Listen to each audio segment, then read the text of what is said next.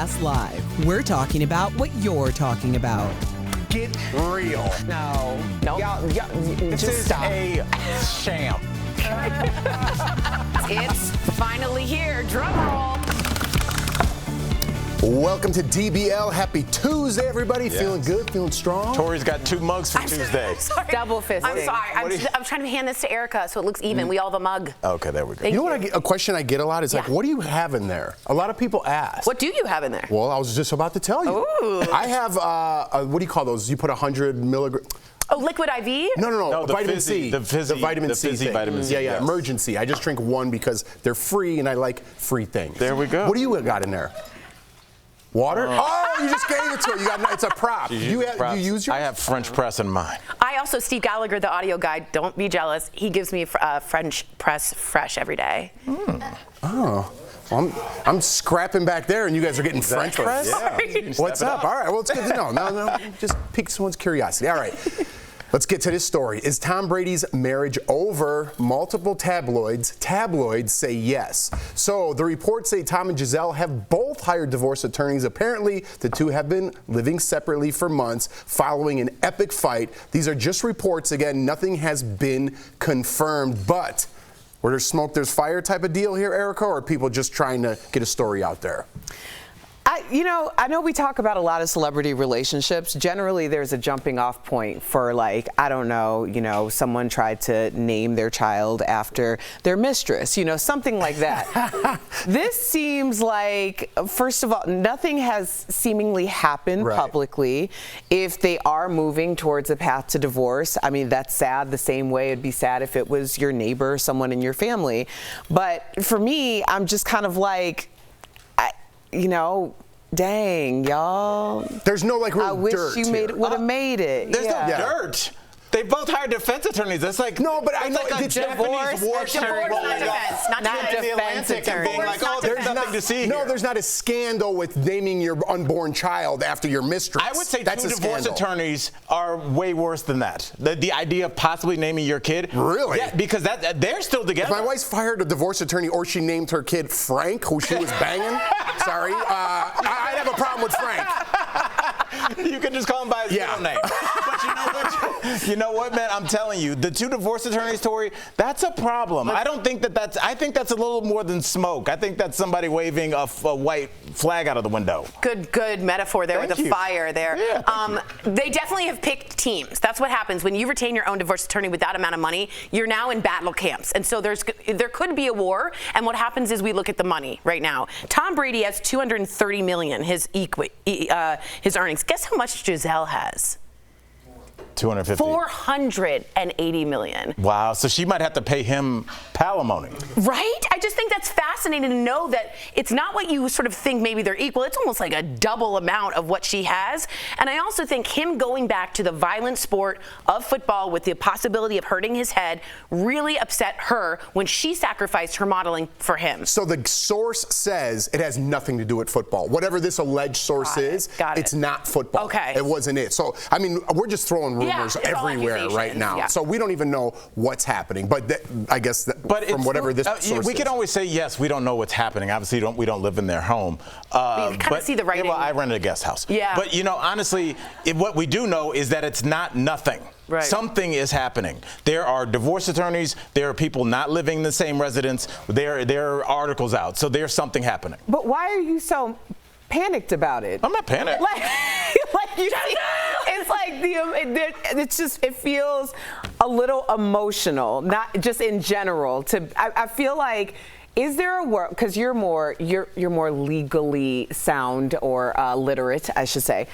Is there a world where 2 people who have a lot of assets, they retain divorce attorneys because maybe it's on the table, maybe it's a conversation to just see what that looks like? Because I have heard of situations where, hey, it's a possibility that we're going to split, we may divorce, and then they look at what's on the table and they're like, let's just see if we can give this one more shot. And sometimes that works and sometimes it doesn't. So retaining divorce attorneys, to me, it feels the same as like being like, There's a possibility I might die tomorrow. Let me get my affairs in order. I would agree with you if they weren't so public. The fact that we publicly know that they retain divorce attorneys, they could have done that confidentially. They could have done that with privilege. The publicist has leaked the fact that they now have retained divorce attorneys. That is a statement. And so that's not a rumor. That's fact. Allegedly. Allegedly. Yeah, just say allegedly. So everything's allegedly. Yeah. Like, that's not a rumor, that's fact. Yes, it's fact. Allegedly. But is your argument that all right, we gotta move on. We gotta move on. Fascinating. Did you see that picture Antonio Brown posted? Yeah. With Giselle? Yeah. Antonio Brown was Tom Brady's receiver for the Super Bowl. He let him stay in his house, and then he posted a picture kind of like trolling him. If you guys like football, you know what I'm talking about. Okay, so could you dance blindfolded? Selma Blair can. On last night's Dancing with the Stars, Selma performed the Roomba with the blindfold on. She wore it to combat her MS, of course, and her tendency for sensory overload. So I think it's a good idea. Yes. Yeah. And let me tell you guys a little background just to like bring some color Not for into me, this. but No, yeah, don't do this. Yeah, Selma often, and this happens, I'm sure for a lot of you, closes her eyes when she's trying to concentrate, especially when your body isn't responding the way you want to. You want to get real quiet and you want to get focused. So Sasha Farber, I hope I'm saying that right, Farber, her dance teacher thought outside the box and decided to play that into the dance. So to cover her and show how she has to concentrate, but sort of make that a more dramatic move. I think that's brilliant. I was thinking more in the sense of like, so I don't know what it's like to have MS, but I got to think that when you're out there, you're thinking about your MS in some capacity. If you blindfold yourself, you're kind of masking that. Now you're thinking, where am I going to see? And you're more focused on what you're doing. All focus. I don't know if there's any facts behind that, but that's just what I would think. And Jews, by the way, we cover our eyes when we do the most holy prayer, just like that, for the most amount of concentration. So that goes to your point as well. From an outsider, I just think it's the coolest thing that's ever been on the show. I'm sure that there's medical and reasons to do it. I think and I'll be full disclosure, when this started, I was like, I was really happy for her and excited and proud that she was able to do this and to have the courage.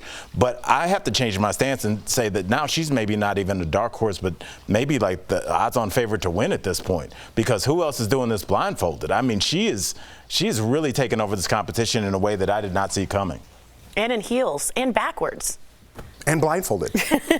All right, let's try to sneak this in, guys. We're getting an even better look now at Black Panther Wakanda Forever with new scenes that were just released today. Let's take a look. They have lost their protector. Now is our time to strike.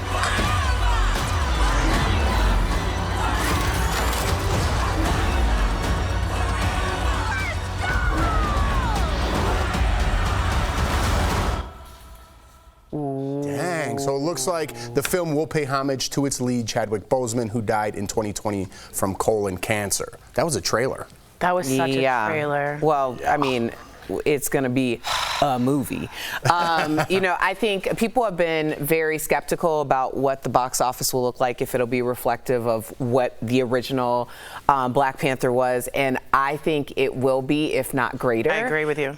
This is an opportunity for fans to come together and mourn and celebrate together. A lot of people are getting used to this idea because a lot of us weren't able to get together for 2 years, even when people passed away. So I think this is going to be a collective response, and I really believe that this might even do better in the box office. I wouldn't be surprised if it even doubled. I mean, this will be a moment, a pop culture moment, and you're going to see people dressed up in African royalty like they did, but you're going to see it be what I think this will be an iconic movie. I was thinking about going to see the movie in African garb. Is that a good idea? Yes. No. I don't think it's a good idea. I might just go watch it. Yeah, just go watch it. Maybe dress in all black. Yeah. Okay, there you go. Yeah, show your respect. All right. Coming up on DBL, our interview with 90s sitcom star Fran Drescher. She's telling us about the book N is for the Nanny, and Sarah Michelle Gellar is talking about why she doesn't let her kids have social media. Interesting. That's next. Closed captioning provided by... I'm easily tickled, y'all. It doesn't take much. We're going to sit here and be right. I know y'all going to be mad at me, but I'm just telling you the truth. You can smirk all you want. You don't have to tell me to go. Brad Pitt.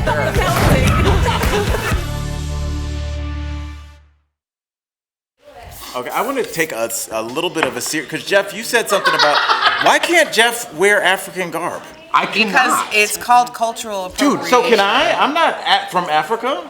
Well, at one point you were. Yes, but I don't know where. That's not my culture. Originally? Well, that's because you haven't done your ancestry. It's still not my culture. I can find out where I'm from. Sure, but you're also, if you're wearing African garb, that's a choice that you've made, and that choice is likely because you're paying homage to your ancestry. Oh, that's true. Yeah. But how would I be able to do that if it's a that culture that I some did not people grow do up in? I think your culture is what you grew up in your collective memory of experiences.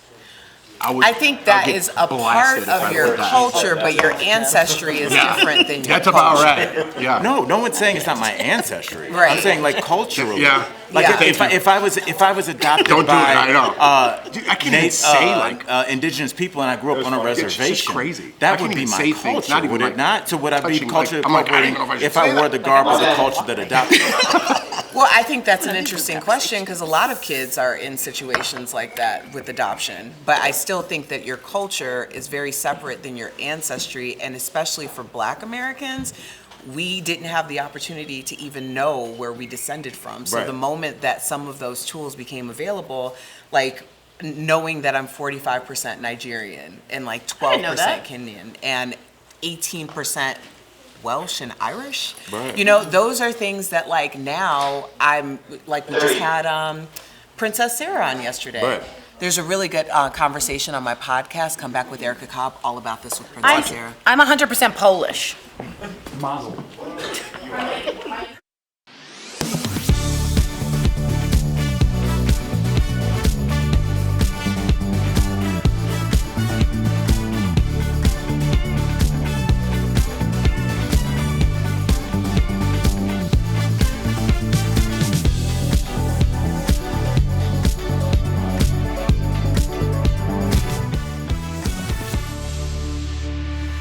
Welcome back. I love this topic. When should kids be allowed on social media? So according to Sarah Michelle Gellar, it's not anytime soon. The actress said her 13-year-old daughter and 10-year-old son are barely allowed to look at social media, let alone have an account. She says allowing young children to use social media is like letting a 5-year-old get a Paw Patrol tattoo on their face. So she's very extreme about this. I don't think it's the same thing as getting a tattoo, but let's have that conversation, take Michelle Gellar out of this. Al, you have the oldest children on the panel. What age are they on social media? When did that happen? Yeah, well, my daughter is. My son is, but he's not. And what age, if you don't mind? My daughter's been on for probably 2 years now. So 13. So when she was 13, my son is 14. He's still not on, and my youngest is not, but he does have a YouTube page, which is hilarious.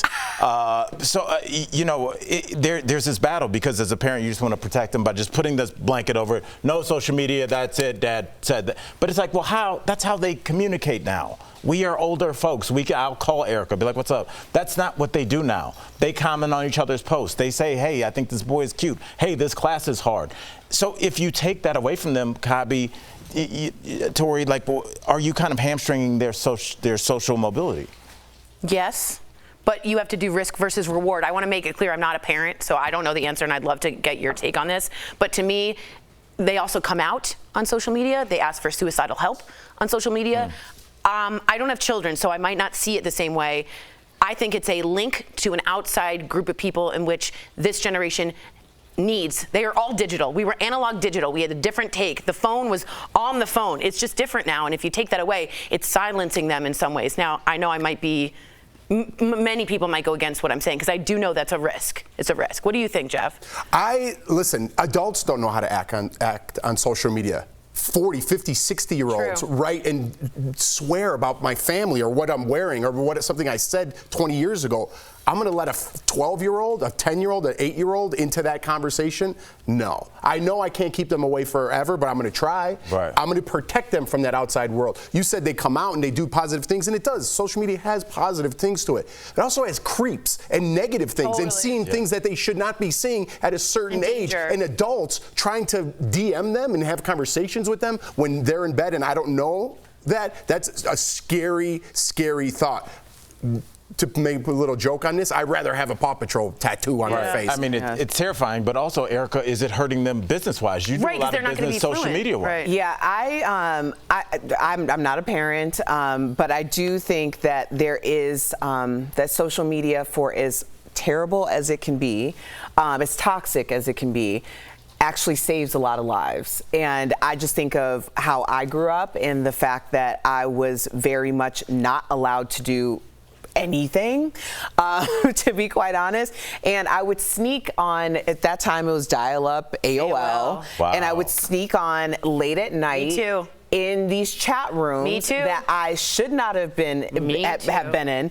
And honest to God truth, had my parents just let me be who I was and be that child, I wouldn't have found a need to be like, oh, I need to see what this is all about. And now I'm on when I know my parents are asleep at 3 o'clock in the morning, getting images from grown men because who else is on at 3 o'clock in the morning?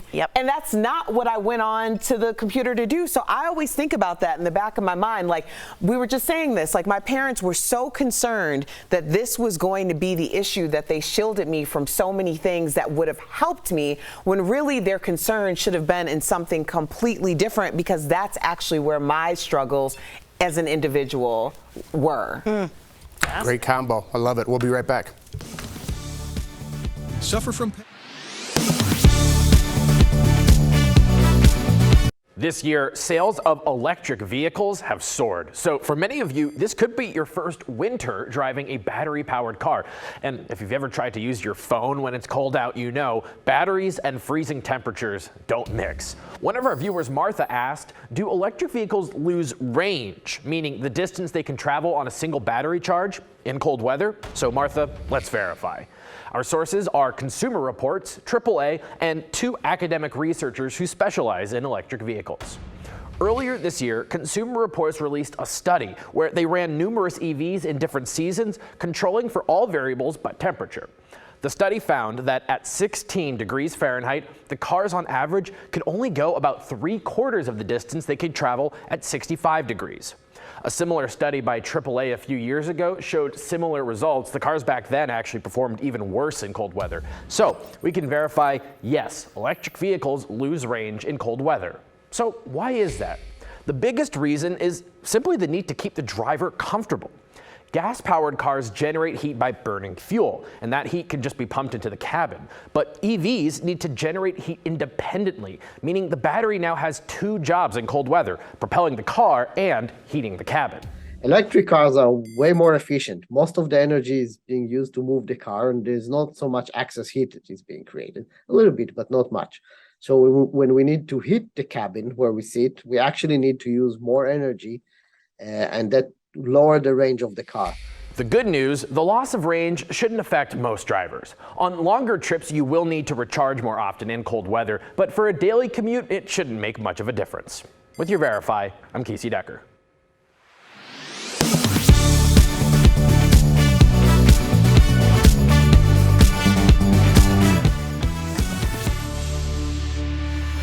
Welcome back to DBL. The character Fran Fine was a 90s icon, and the woman behind the nanny is just as iconic today. Earlier, we chatted with Fran Drescher and brought back memories of the nanny with a new book about the hit show. Check it out.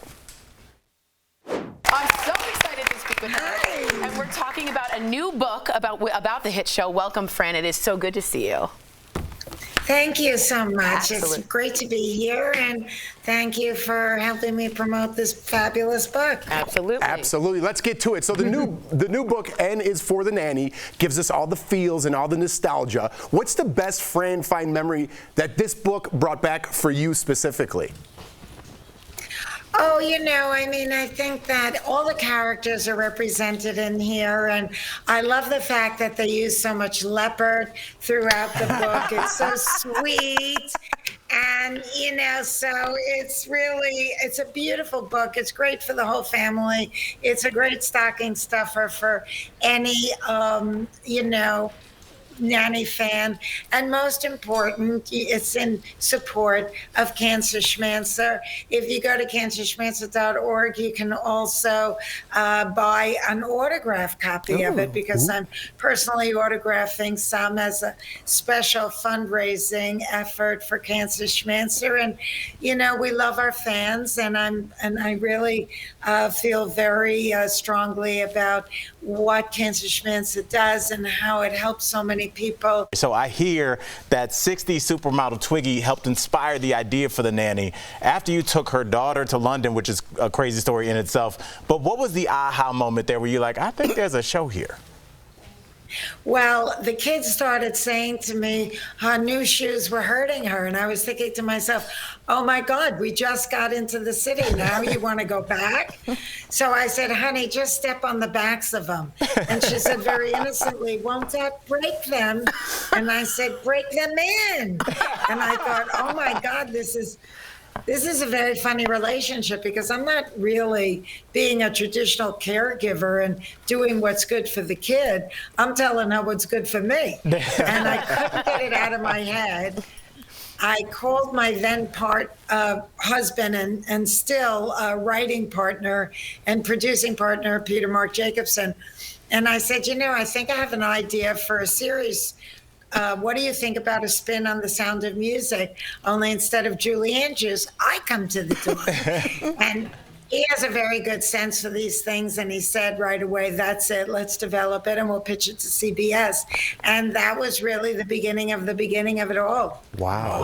I love that story, because you know I did not miss an episode. Yep. So let's talk about the forward. Thank you. Yes, of course. Because in the forward of N is for the Nanny, you said all of Fran Fine is in you, but not all of you is in her. So what do you mean by that? Well, I think that, first of all, I don't think Fran Fine could have ever, created and produced her own television series. I happen to be very ambitious, and I'm totally self-made. I've never been someone that, was looking to get married to somehow complete my story. Even though I've been married twice. I'm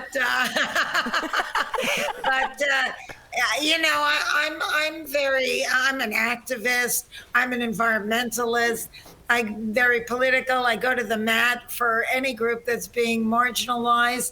I fight for civil liberties. I'm really for, diversity and inclusion. I helped get a bill passed in Washington. I became a public diplomacy envoy for the State Department. Now I'm the SAG-AFTRA national president, which is the largest entertainment union in the world. I got cancer, I survived, and I created my own nonprofit, Cancer Schmancer.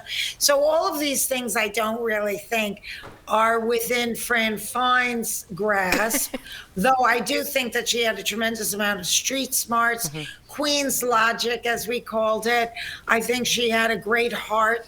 And the global message of that show was, it doesn't matter what you look like or sound like, it's what's in your heart that counts. Grab a copy of the book, N is for the Nanny. O is Oi, just so you guys know. It's my favorite book. At thenannybook.com or on Amazon. And Fran had the chutzpah you have, which I love. 100% of the proceeds goes to the Cancer Schmancer movement.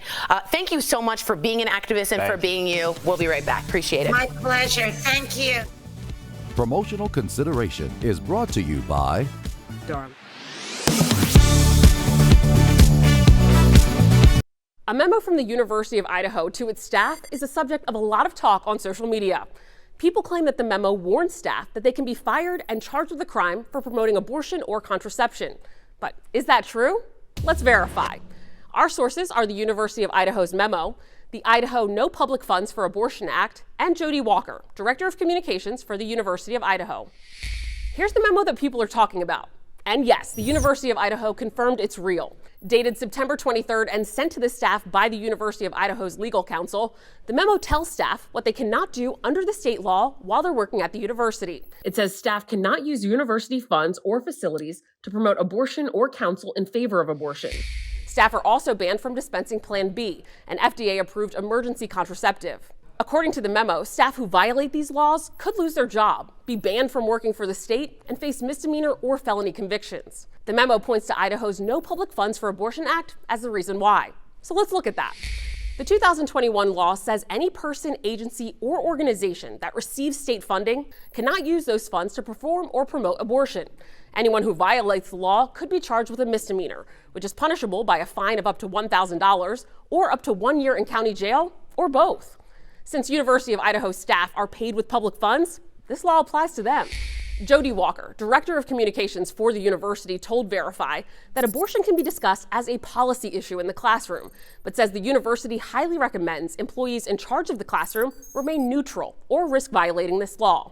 So we can verify that yes, the University of Idaho warned staff that they could be fired and charged with a crime for promoting abortion or contraception. With your Verify, I'm Ariande Till.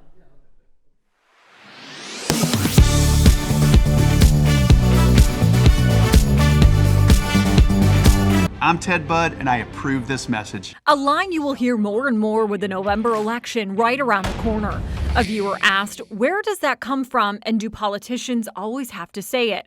For answers, we went to Catawba College political professor Michael Bitzer, the Stand By Your Ad provision of the Bipartisan Campaign Reform Act, and the Federal Election Commission, also known as the FEC. In 2002, the Bipartisan Campaign Finance Reform Act was passed. In it, a provision that requires candidates running for federal office to claim their ads. It is federal law that all candidates have to acknowledge that if they are paying for this particular ad, they have to claim credit and responsibility for it. The FEC is very specific about how the message should appear. The written statement must come at the end of the ad, appear for at least 4 seconds, and must be clearly readable. So why is this provision in place? The belief was that perhaps if candidates have to take ownership of the ad's message, that perhaps it might tone down the kind of negativism that we have seen in attack ads. Unfortunately, that hasn't been the case. Though negative ads are still abundant on TV and social media, candidates have to take ownership if they're the ones paying for it. With your Verify Fact Check, I'm Megan Bragg. Welcome back. It's estimated that there are nearly 11,000 tire-related car accidents every year. That's today's Auto Alert, sponsored by Ox Car Care. A lot of car accidents can be prevented with basic tire maintenance. First, you should check your tire pressure once a month, even if your car has automatic tire pressure sensors. Next, check your tire treads by placing a penny in a groove with Lincoln's head facing down. If his head is completely visible, you likely need new tires. Lastly, you should rotate your tires every 3,000 to 5,000 miles or every 6 months. Ox Car Care is dedicated to providing you with an amazing auto protection plan that works with your budget. If you're looking for better car care, give them a call today at 1-800-690-7547. Let's redo the Lincoln head thing. What's up? You put in your tire. If it disappears, you need new tires? Also, we all know what happened to Lincoln. What? He was shot in the head. I feel like it's a little weird. No. Go get yourself some Ox Car Care. We'll see you tomorrow. That was a leap. That was wild. If it's